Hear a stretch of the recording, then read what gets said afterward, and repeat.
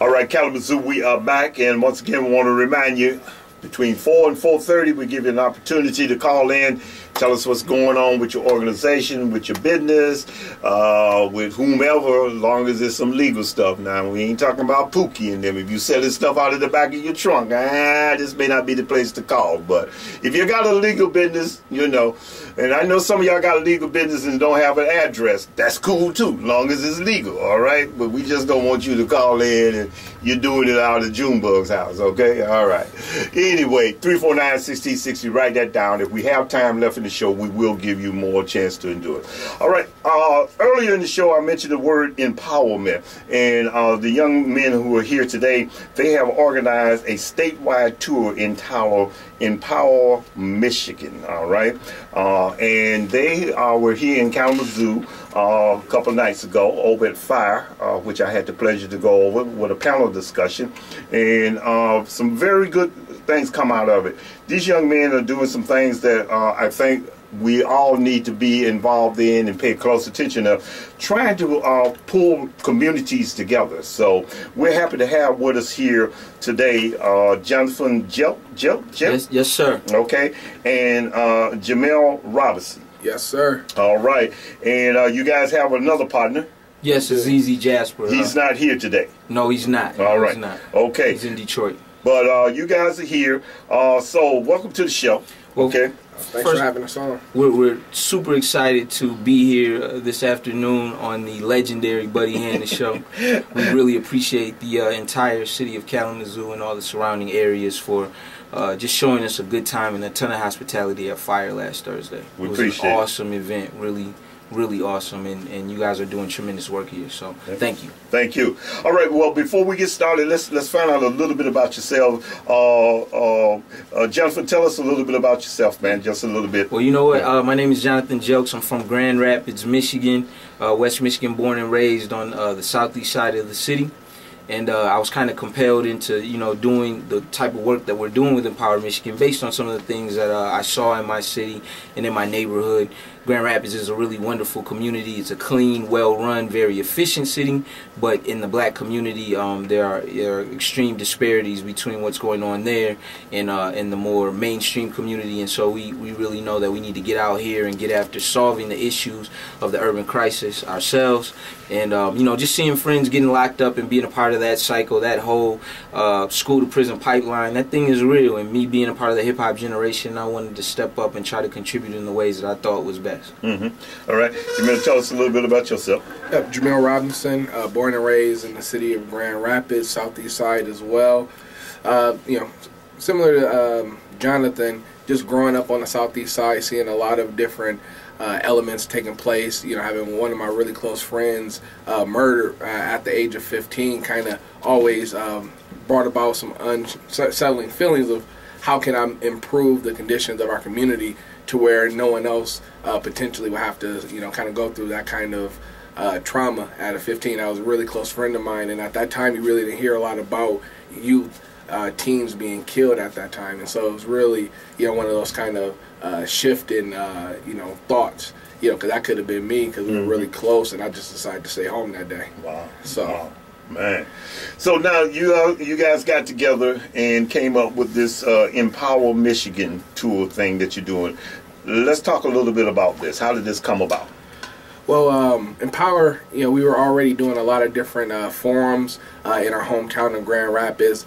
Jonathan and Azizi had been doing forums prior to me kind of joining the duo. We've always been friends. We went to high school together, and so Empower Michigan came about out of a lot of different initiatives and things that we were already doing in the city, and wanted to, bring that kind of thought and attention across the state. Just because if you're in Muskegon or if you're in Flint, if you're down here in Kalamazoo, all the same challenges and issues that are facing the black community mirror one another, and so we're not having that conversation cross community. Go ahead. You can I mean, basically, we just think that the issues in urban America and urban Michigan all mirror one another, as he said. You know, you have the same crisis going on, the school to prison pipeline, black on black violence, the lack of jobs. You know, I mean, think about it. Michigan is a state that used to be solely dependent upon the automotive industry, and because of deindustrialization, the workforce has drastically changed in a short amount of time, and we're all trying to recover from that. Everybody wants to earn a living wage. We need to be coming up with the ideas on how to make sure we can put our people to work. So, you know, all those things are universal, from Flint to Detroit to Grand Rapids, Battle Creek, Saginaw, and we really want to just approach addressing these issues with solutions from a regional perspective as opposed to just a local one. None of our communities should be dealing with these issues in isolation. So you came up with this, you got it all together. Yeah. Where did you kick off the tour? We kicked off in Muskegon Heights, which is a great small community about 45 minutes away from Grand Rapids. It's in West Michigan as well, and Muskegon was a city whose industry was really steeped in the foundries. They had paper mills there. They also had, you know, of course, manufacturing, and you know, once that left, and that's really it's really happened over like the last 25 years that they've lost all of their industry. The city has been significantly hurt by that, but it's a strong community with a lot of pride, and people are working on the issues. And so we started there and had a spirited discussion, much like the one that we had at Fire on Thursday here, and came up with some great ideas, and people learned within their own community about things that are already going on that they just need to connect to and kind of support. And that's one of the things that we're finding through the Empower Michigan tour. Now, Jamiel, we ain't gonna let him do all the talking. You know, I heard him say the other night when he was up there about talking, and he said that sometimes I already done peeped him, man. So I'll get the mic from him, man. Okay, right. I know he's your partner, so you don't want to do it, but I'll get the, you know. Jamiel, let me ask you this, man. In terms of traveling around and everything, what are some of the similarities are you finding in the cities that you've been to so far? A lot of it all boils down to poverty. The disparities that Jonathan talked about as far as with us living in Grand Rapids, and we're seeing, you know, essentially a tale of two cities where you have, you know, those who have a lot and those who barely have anything. And so poverty is one of the main things that we kind of seen from city to city, as well as the violence amongst our youth. So those are a lot of the things that we've been seeing, and that's kind of been the same. But we always want to find what are the solutions that are taking place in those communities. So what's happening in Muskegon and what's happening in Kalamazoo that we can take from each of those cities, compile, and then start to offer and implement solutions to a lot of these things that we see. And a lot of it is based around poverty. And so how can we help develop other communities' economic base so it can start to be able to support itself and become sustainable. I like the fact that, you know, you guys are focusing on solutions, because a lot of times we talk about the problem. Well, unless you've been living in a rock or been in isolation for the last 20 or 30 years, we all pretty much know the problems. So it's time that we began to talk about and put forth solutions. So I like the idea of you being focused on the solution. Jonathan, in terms of the audience that you're trying to reach now, here at Fire, I saw you had a pretty diverse audience in terms of age range. Yeah.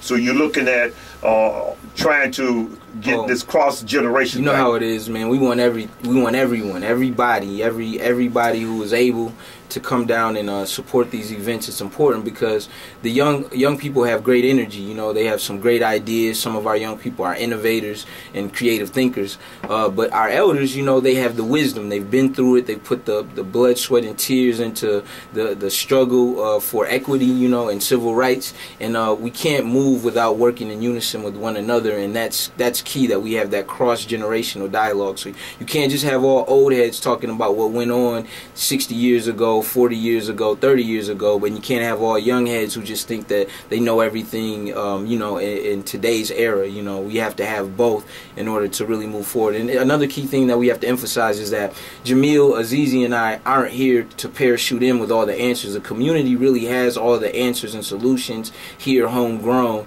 and it's really just a matter of kind of discussing those and then making sure everybody is aware of all the programs that are going on, and then establishing some continuity and connectivity amongst those programs. So really helping to make sure that there's a tangible plan of action with what each group is doing, so that services aren't being duplicated over and over and over. Mm-hmm. Yeah. And I think that's a good thing. We got to pay some bills. Do we have to pay some bills? We ain't got to pay some bills? Oh, okay. No bills to be paid? Okay. Not right now. Not right now. So, okay. Well, okay, let's continue this discussion a little bit. Here in Kalamazoo, what are some of the things that you thought came out a lot? We talked about the economics part of it. That's a big thing. But what did you find here in Kalamazoo that stood out in a positive way, or what have you? What was something that you felt stood out? What I felt stood out, or what we kind of felt stood out, was the fact that you have some very vibrant and key leadership in the city of Kalamazoo, that they're all passionate and they're all concerned, but better yet, they're all willing and have already been collaborating. And in some cities, you don't see that collaboration amongst leadership, because everybody feels as if they need to be king of their own castles and not allowing other people to come in, from fear of people coming in and quote unquote stealing their shine, or stealing the money that's meant for them. Versus here, it seems like everyone is willing to share resources, share information, and share knowledge. Mm-hmm. That's one of the main things that we've seen. And then also just the passion and energy that we saw. It was this one young man, I think they called him Baby June. Baby June. June. Shout out to Baby June. Yeah, like when he got up and he spoke from the audience, I think he said he's like 24. I felt what he was saying. He was talking about, he gave himself up and he wants to just help and support. And he was begging and pleading, for help, so he can go out here and save some of these young people who are out here doing a lot of senseless violence. And so that's one of the things that's really stood out to me, was the passion. A key thing that I noticed here in Kalamazoo is you have some really spectacular cultural institutions. The Black Arts Center, Fire itself. Yeah. A lot of communities in Michigan don't necessarily have those institutions that are supported by the homegrown foundations and the businesses. And then it sounds like there are some interesting entrepreneurial movements that people in Kalamazoo are working on. It sounds like there needs to be more. And I think it's Commissioner Stephanie Moore. She really touched on a ton of points, and I was highly impressed with her activism as a city commissioner. And Dwayne Powell as well. He spoke to some of these issues. So yeah. Now, where do you guys go from here? From here, we're going to Battle Creek, Benton Harbor, and Lansing next. Those are our three that are on the agenda, and we're really excited to go to those communities. And here's the thing with the Empower Michigan tour: when we get done going to each of these cities, we're going to launch a website. So if Flint has programs that address the lack of literacy amongst young black males, then Muskegon can borrow from those programs, or call the director of those programs and maybe try to duplicate those in Muskegon. If Muskegon has some crime prevention specialists or people who do intervention in neighborhoods, then Flint can again connect with the city of Muskegon and find out what they're doing effectively, so that they can borrow from that. So what we really want to do is bring all of urban Michigan together to look at how we address the issues that are going on with people of color in the African American community in specific here in the state of Michigan. Now, I think one of the key things that I've found in communities, and especially here in Kalamazoo, is communication. Yes. How do you guys see that communications in terms? I know you're trying, and that's one of the things you're trying to get people to do, be able to communicate and actually take the word networking seriously. But how have you found that in other cities so far? Well, I think all black communities, whether we're talking about in Michigan or across this nation, suffer from a lack of communication. There isn't one place or one spot we can go to access all the information. So information doesn't necessarily have to be put into your lap, but there's not one place you can go and find out when is the next school board meeting, when is there a back-to-school fundraiser, or whatever it may be. It's no one centralized place for us to communicate and gather the information. And I know when there's a war or any kind of conflict, the first thing that anybody coming in does is cut off communication so that you can't communicate. So then you won't be able to organize and get together. And so what we really see is just that lack of ability to communicate. So it only goes as far as the person who you actually spoke to. So it only goes one or two deep. Social media only does so much, especially when we're talking about the generational way we all communicate. So the millennials, we're all on our phones, smartphones and things like that. The older generations may be more, looking for the print, so they can have something tangible in their hands, the email. So it's a lot of different ways that we all gather our information, and it's not one source that is providing that type of communication hub for the community so everyone can be informed. And it's not just your friends on Facebook who maybe only go to 1,000 deep, but only maybe 4 or 5 are going to come, versus being able to have that communication platform. And for our purposes, we really want to shout out Miss Yolanda Lavender, because she was really essential in us being able to galvanize the energy behind the event that we had at Fire this Thursday. So really, really thank you to Yolanda, and really appreciate all your support in helping us make that happen. As well as Dwayne Powell Jr. and Nicole Parker, whose father is Charles Place. Right. Now, I noticed that on the panel you had Pastor Lindsey Bell, a minister on there. How receptive have you found? Because the in all African American community, let's face it, our churches is a centralized location of things. And I grew up in the era of the civil rights movement. That was always a centralized location where we would gather and then go out into the street. How receptive have you found what you're trying to do? How has that been in terms of receiving positive things from the religious community? Well, I think here in Kalamazoo, Reverend Bell was excellent on the panel. He really represented well, and he gave us insight as to some of the things that are going on here. I think what we're finding across the state as we go on with the tour is that churches aren't necessarily the institutions that they used to be for young people, kind of like the one-stop shop for education, organizing, like how churches were, quite frankly, during the civil rights movement and during the Martin Luther King days. And we do need to get back to that. And another thing we're finding is that, and I don't know if this is true in Kalamazoo or not, I can't speak to it yet. We need to have more in-depth conversations with Reverend Bell and with the Ministerial Alliance you guys have here. But we are finding that a lot of churches are in competition with one another for parishioners, and there's not really a strategic plan by churches to go back into the communities where the violence is happening to address some of these things that really are going on the front lines the way that we used to back in the day. So we really want to see more movement on that from the religious community, from the clergy, and the more organized they can get, the better off everybody will be. Okay. Well, listen, we're going to ask you guys if you don't mind sticking around for a little bit more so we can continue these conversations, but we're going to take a little break here, and then after the break, we'll come back. All right, sounds good. Thanks. Does your basement or crawl space have a damp, musty smell? You think you can get a hold to try to get a hold to him. We can either give you a number for him to call, or either we can call him. Either way he want to do it. I'll call him. How long do we have right now? How much time we got here now? Get a few minutes. Okay, I got about 2 or 3 minutes. Because we're going to have him either call on our line. Cool. You want me to have him call in on your line? Yeah, but I'll give you that number. London. And if you're worried seem like about he's your available. parent or Yeah, he is. loved He's been one texting me the living whole alone time. like Yeah. ours, He wants to be a part of it. care information, then call Well, that's what I figured. I'm trying to give him an opportunity. Tell him I was looking out Hey, for bro. him. Hey, we're ready for you, bro.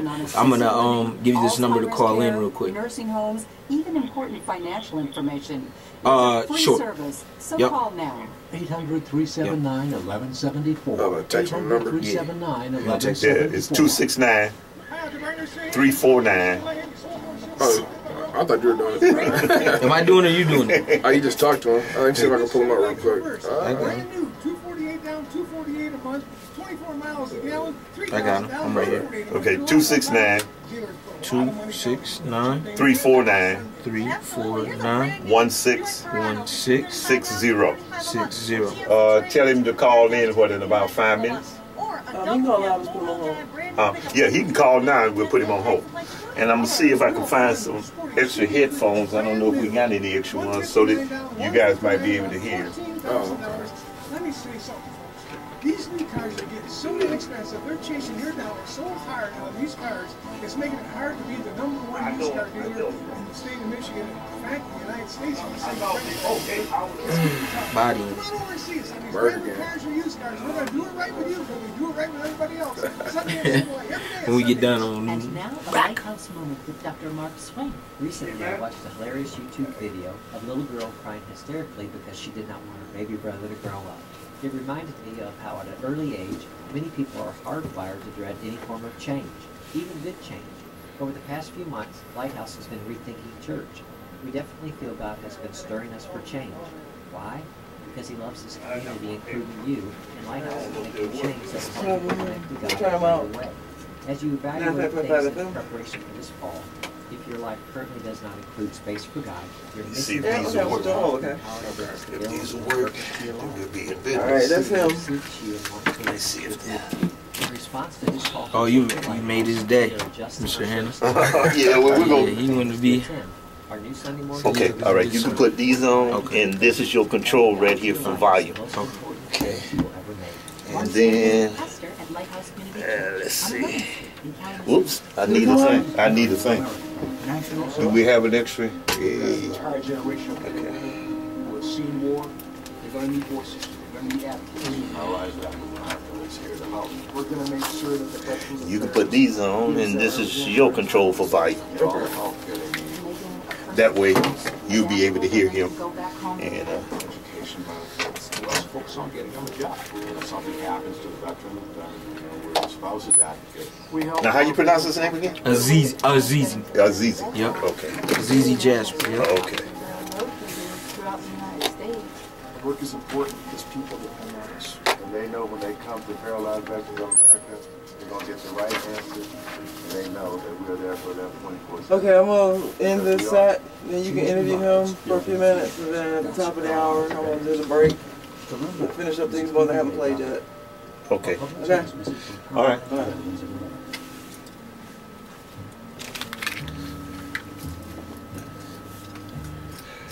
All right, Kalamazoo, we are back, and we're here in the studio live with Jonathan Jelks and Jamiel Robinson, and we have on the line with us the other part of this trio, Mr. Azizi Jasper. How you doing? Yes, sir. Yes, sir. Doing great. Thank you for having me. All right, man. Hey, listen, you know, I wanted to get you in on this. The guys told me not to call you, but I said I got to do it. No, I was joking, man. I was joking. Just joking. But we wanted to get you in on this. First of all, I want you to do like I had them do. Tell us a little bit about yourself and how you got involved with Empower Michigan, in this organization. Absolutely. The BB Jazz was from Grand Rapids, Michigan. Born in Flint Town, but lived in Grand Rapids later in my life. Recently moved to Detroit. Got involved in Empower Michigan. Jonathan, myself, and you all have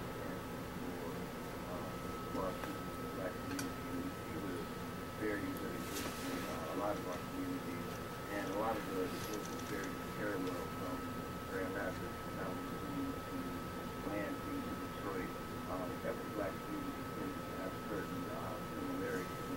Oftentimes, those similarities aren't discussed, and we have a lack of communication in our community. So we saw a need for dialogue and cross-generation dialogue, and we want to fill that void in Kalamazoo. Now, I'm going to ask you the same thing that I asked these guys. What are some of the similarities or some of the differences that you're seeing with the cities that you've been to thus far? Right. Absolutely. Well, I think you see in every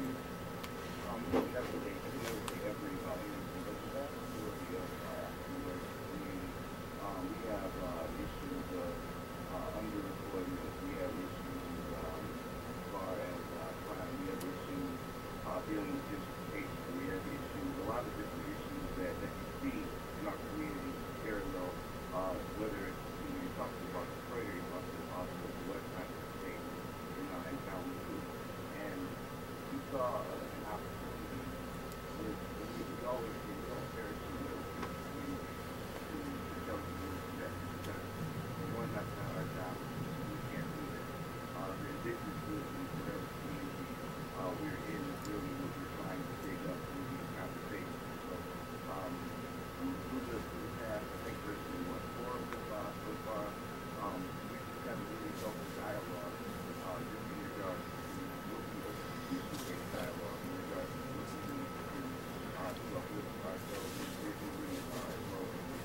And the other thing that one of the other things that we talked about and mentioned with these guys was the fact of this need for communication, not only among the different cities, but also just within the communities. Do you see that being something that we need to address?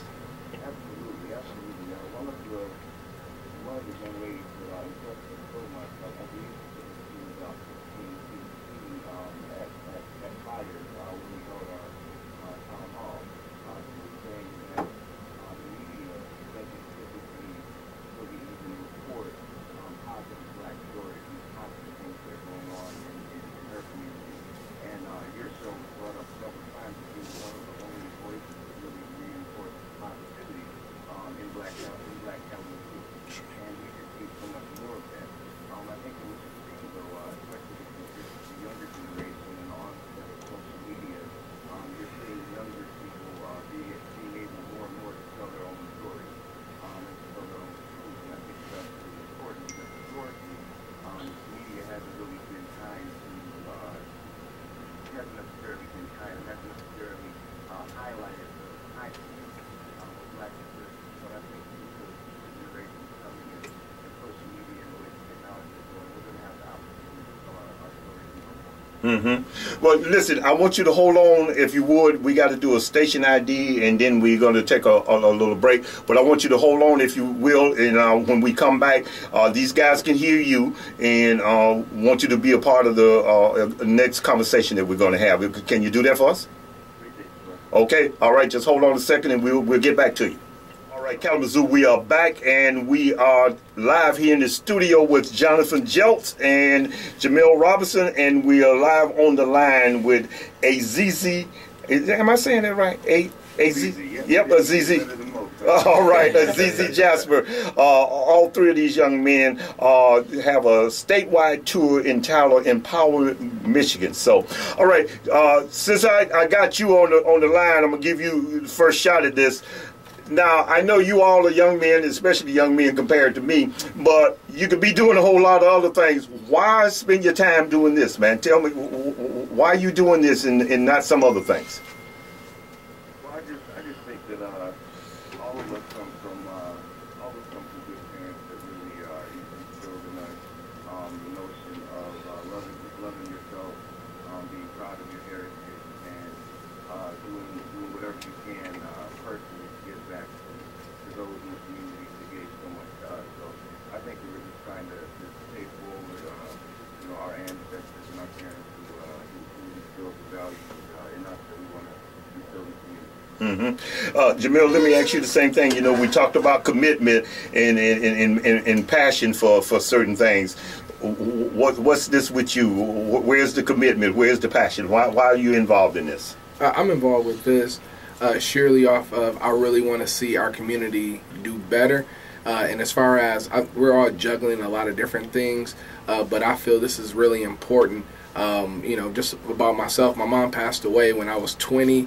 My grandfather passed away when he was 47. My mom was 40. My grandfather was 47 when he passed. And so I really feel a sense of urgency to really contribute to this cause of empowering our community and just wanting to see our community and the next generation and see my kids and their kids live in a better place than I had the opportunity to live in. So just the sense of wanting to build more and better for our people as well as our kids. And so that's where my drive really comes from. And so back in Grand Rapids, definitely doing a lot of different things, started up an economic development company and just a lot of different things just to kind of utilize my times and my time, my talent, and my resources just to improve the community, because we never really know when it's going to be our time, and especially going through my mom passing away when I was just 20 years old. So just looking to impart and make my mark on this world while I can. Jonathan, what about you, man? What keeps you involved in this type of stuff? I think they summed it up. Azizi Jasper is involved in Jamiel Robinson, so I have to be down. Peer pressure alone dictates that I'm involved with this wonderful initiative. I really think I'm inspired by some of the things I see my generation struggle struggle with.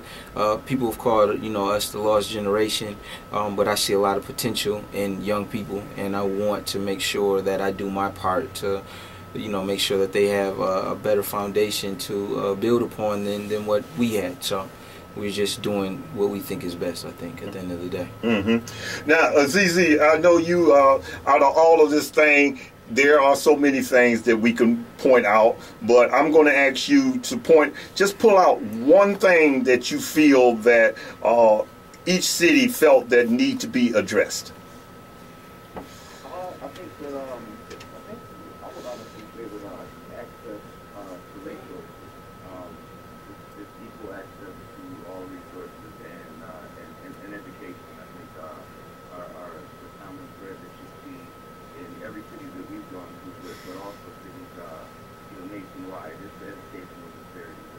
We don't start with the children and equipping the children with everything that they need to know, and not just speaking from the typical educational standpoint, but from the knowledge of self standpoint and the understanding of ancestors and where you come from, and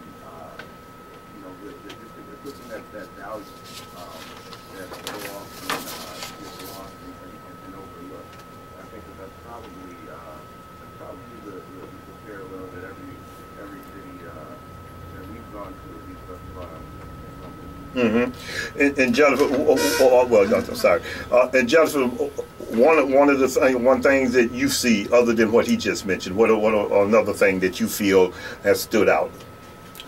Man, there's so much that stood out. It's that people are working. Sometimes there's a frustration as if nobody's doing anything, or where are our leaders? There are a ton of leaders. There are a ton of people working. Young people are even thinking about the issues that they see every day. Some of the student leadership, as Azizi pointed out earlier, were really poignant in what they, kind of were addressing at our forum when they spoke and asked questions and offered some suggestions and some advice.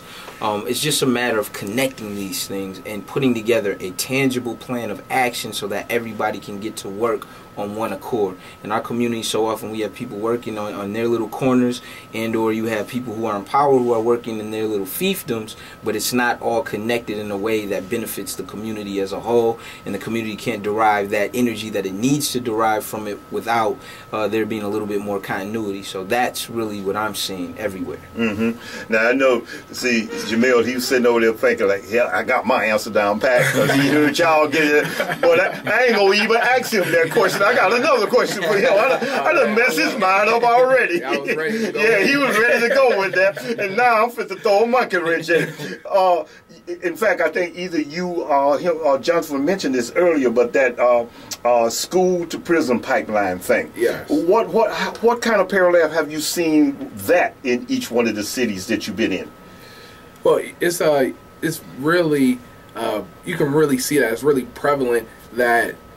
People think when you say if children don't know how to read by the 3rd grade, they're building jail cells, and we see that especially in where we're from, Grand Rapids, part of King County.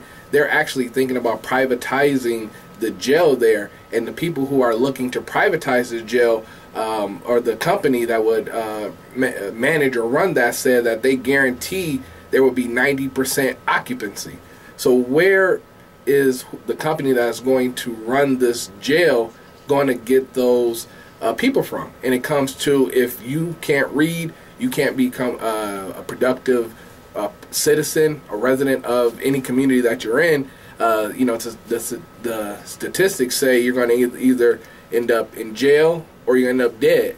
And so they're building jail cells and prisons, and especially when it's privatized, they care nothing about rehabilitation. The only thing they care about is profit. It's business, yeah. Yep. Well, listen, guys, I really do appreciate you all coming on here.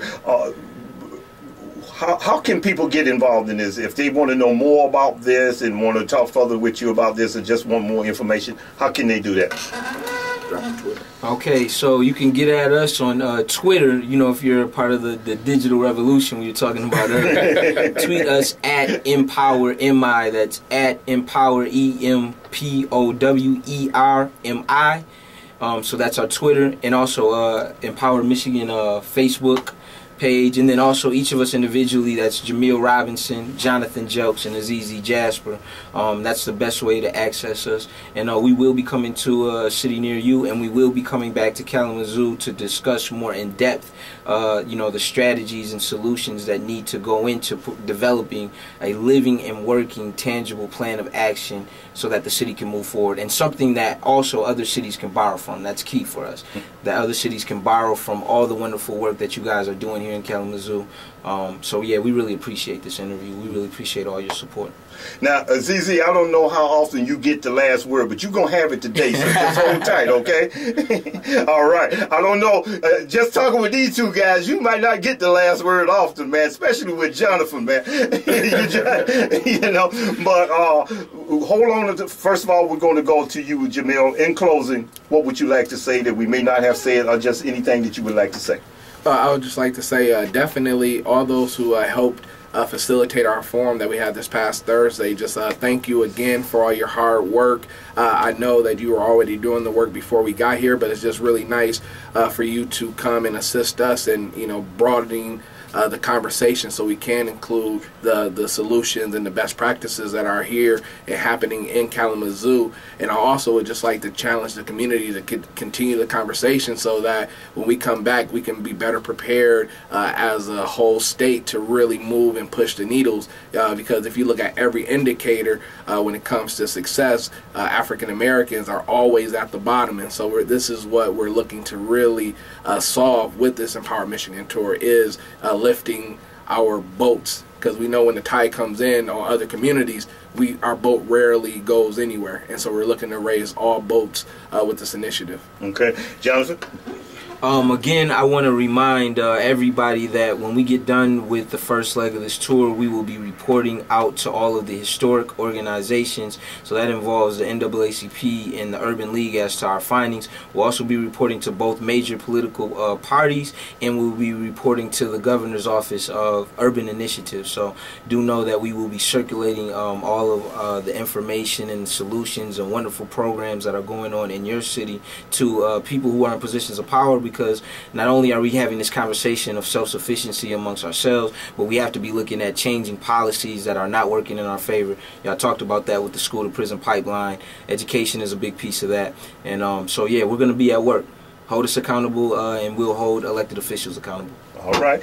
All right. You got the last word, Azizi. Hey, I just appreciate the opportunity being on here, and I really appreciate the robust conversation that the Black community had in Kalamazoo last Thursday.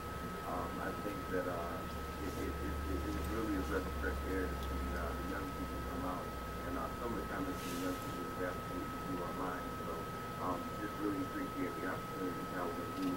Appreciate Fire for hosting us, Phil and Denise always doing such a great job spreading the word, healthy arts and activities for the community. And appreciate the show for being here and being a beacon of light and consistently spreading positive news about our community that gets swept under the rug by so many of the media outlets. What you do is truly important, and we really appreciate it. Hey, well, listen, I appreciate what you guys do. Thank you all for being here. Azizi, thank you for taking time out to talk with us on the phone. We wish you all the best, and please keep us informed, guys. Thank you.